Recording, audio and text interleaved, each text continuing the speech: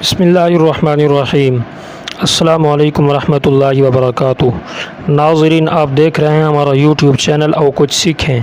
आप तमाम हज़रात का फिर एक बार हमारे यूट्यूब चैनल और कुछ सीखें में खैर मक़दम है। इबारत को हल करने का तरीका, इस पर सबक नंबर 2 है। वैसे इस कोर्स को मैंने शुरू किया था तो मसरूफ़ियत की वजह से ये कोर्स बस इसका एक ही सबक हुआ है, आगे नहीं चल सका। तो फ़न ख़िताबत कोर्स के साथ साथ मैंने दूसरे कोर्स भी शुरू कर दिए। तो काफ़ी सारे दोस्त अहबाब का कहना यह है कि आप इस कोर्स को मुकम्मल करवाएं। तो रमज़ानुल मुबारक का कहा था मैंने कि रमज़ानुल मुबारक के बाद इंशाअल्लाह ये कोर्स भी शुरू कराया जाएगा, लेकिन कुछ मसरूफ़ियत की वजह से रमज़ान के बाद भी ये कोर्स शुरू ना हो सका। लेकिन अब ईद उल अज़हा के बाद इंशाअल्लाह मुस्तकिल ये कोर्स शुरू किया जा रहा है। आप तमाम हज़रात मेरे लिए दुआ करें, अल्लाह ताला मेरे लिए आसानियाँ पैदा फरमाए। और मेरी भी दिली दुआ है अल्लाह पाक आपको एक माया नाज और अच्छा आलिम बनाए और मुदर्रिस और मुरब्बी बनाए। तो सबसे पहले मैं आपको ये बतलाता चलूँ कि इबारत को हल करने का तरीका, इस पर जब हम शरम या तामिल पढ़ेंगे तो वहाँ पर मेरा समझाने का अंदाज़ कुछ और होगा। अभी चूँकि आपको कुछ कवायद व ज़वाबित बतलाने हैं तो इस वजह से चूँकि इनका ताल्लुक़ समझाने के साथ तो कम थोड़ा है, लेकिन याद करने और सुनने के साथ इसका ताल्लुक़ ज़्यादा है। तो इस वजह से इस सबक की तरतीब बस यूँ ही रिकॉर्डिंग की सूरत में है। तो जब हम इंशाअल्लाह शरम या तामिल को शुरू करेंगे, वहाँ पर एआराब लगाएंगे इबारत पर, तो वहाँ पर फिर मैं इंशाअल्लाह किताब आपके सामने रखूँगा और आपको एक एक चीज़ नोट करके बतलाऊँगा कि ये मुज़ाफ़ है, ये मुज़ाफ़ इलैह है, ये मुफ़रद है, ये मुरक्कब है, फिर मुरक्कब है तो ये जुमला है, फिर ये भी बतलाऊँगा कि ये जुमला फ़ेलिया है, इंशाइया है, ख़बरिया है। ये तमाम चीज़ें इंशाअल्लाह उस वक़्त बतलाऊँगा जब हम शरम या तामिल शुरू करेंगे। तो शरम या तामिल को शुरू करने से पहले चंद कवायद व ज़वाबित ये शरम या तामिल के लिए ज़रूरी होते हैं, तो इबारत को हल करने के लिए ज़रूरी होते हैं। तो इस वजह से पहले मैं आपको वो कवायद व ज़वाबित बतला देता हूँ। आप इन असबाक को अच्छी तरह मुकम्मल सुनें और इन कवायद व ज़वाबित को याद करें। फिर जब शरम या तामिल शुरू करेंगे तो उस वक़्त आपको असबाक अगर समझ नहीं आएंगे तो फिर आप यही कहेंगे कि हमें समझ नहीं आती। समझ क्यों नहीं आती? इस वजह से कि आपने ये कवायद व ज़वाबित सही माने से सुने नहीं हैं। तो इस वजह से आप इन कवायद व ज़वाबित को मुकम्मल सुने, इंशाअल्लाह यकीनन फ़ायदा होगा। तो जी हाँ नाज़रीन, तरकीब के एतबार से इबारत को हल करने के 2 दर्जे हैं। नंबर 1 मुरक्कबात को हल कैसे किया जाता है और नंबर 2 मुफ़रदात को हल कैसे किया जाता है।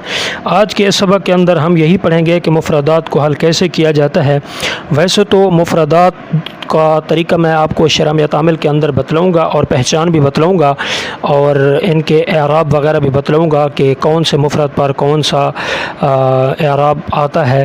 तो अभी मैं आपको आप मेहनत करें इंशाअल्लाह इस सबक को सुनकर और प्रैक्टिस करें, किताब खोलकर मशक करें, तो इंशाअल्लाह इससे आपको भरपूर फ़ायदा होगा। आज मैं आपको मुफ़रदात को हल करने का तरीका बतला देता हूँ और उम्मीद भी करता हूँ इंशाअल्लाह आपको ये वीडियो पसंद आएगी।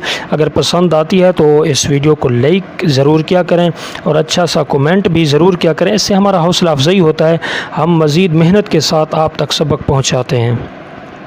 तो आज के सबक मुफ़रदात को हल करने का तरीका है। तो मुफ़रदात को हल करने के लिए सबसे पहले आपने हर मुफ़रद के मुतल्लिक़ सोचना है कि ये इस्म है, फ़ेल है, हर्फ है। तो अगर इस्म है तो इसमें कौन सी अलामत है, अगर फ़ेल है तो इसमें कौन सी अलामत है, अगर हर्फ है तो फिर इसमें कौन सी अलामत है। अगर वो मुफ़रद इस्म हो तो उसके मुतल्लिक़ फिर ये सवाल करें कि ये इस्म मुरब है या मबनी है।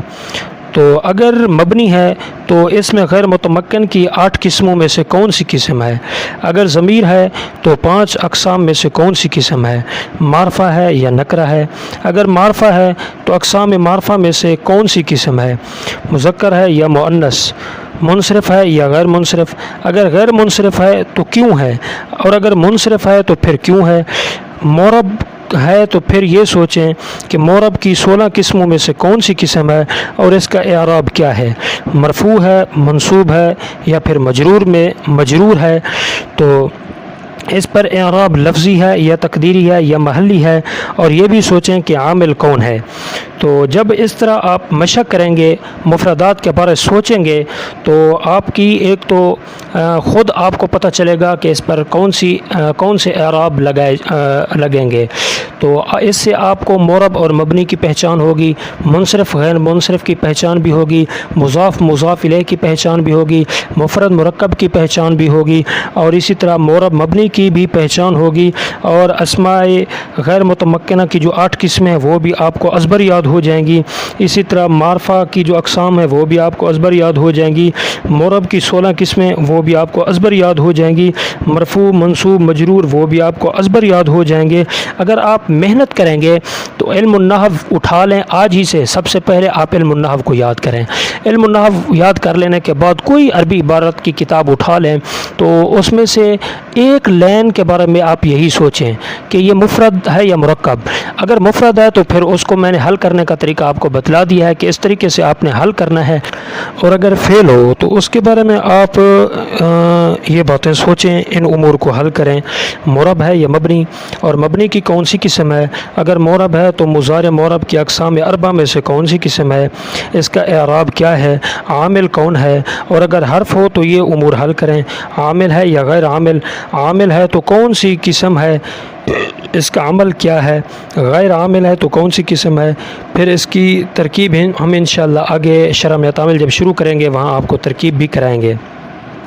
تو انشاءاللہ یہ مفردات کو حل کرنے کا طریقہ، پھر مرکبات کو حل کرنے کا طریقہ بھی بتلاؤں گا۔